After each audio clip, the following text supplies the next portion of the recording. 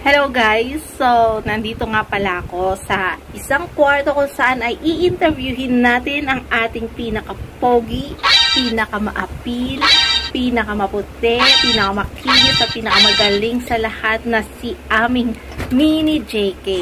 So, eto na nga guys. Eto siya guys. So, kamusta ka ngayon, Mini JK namin? Kamusta lang? Ano? Kamusta lang? Anong sasabihin mo sa mga fans mo? Mahal ko kayo. Mahal ko kayo. Ay, ang galing naman. Mahal mo sila. So, kamusta naman yung concert mo nung nakarang araw? Hello guys. So, kamusta naman yung nakaraang concert mo nung nakarang araw? Mataya naman, madami tao. Yung galing naman. Sobrang daming tao, no? Natuwa ka naman ba? Pero ako'y sabog na. Marami po mataya tao. Salamat fans ko. Salamat fans ko.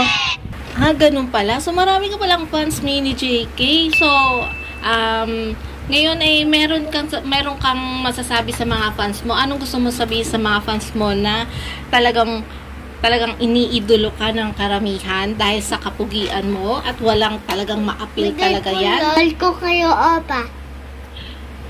Ano ulit yun, JK? Mahal ko kayo, Opa. Ayun. Opo. Mahal ko kayo, pa. Apo. Ay! Ano ulit yun? Mahal ko kayo, Opa. Ulitin natin. Mahal ko kayo, Opa. Paano yung Opa mo? Ay, galing naman. Ang pogi-pogi naman ng JK namin. So, may isa pa akong katanungan, baby JK. Bakit ka pogi? Kasi bigay Lord. Bigay ni Lord ang kapugian mo. Paano ba yung poging style ni Mini JK? Paano style mo ng kapugian? Paano ka magpa-cute? Ang galing naman yan.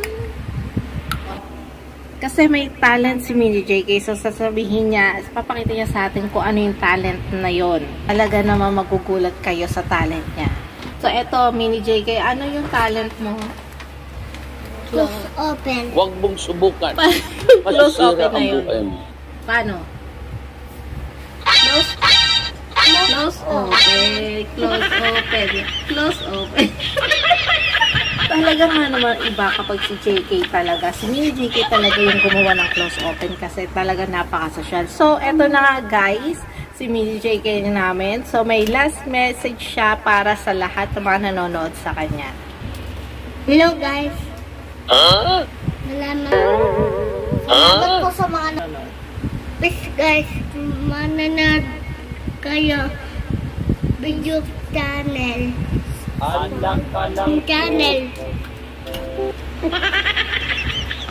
you. Thank you!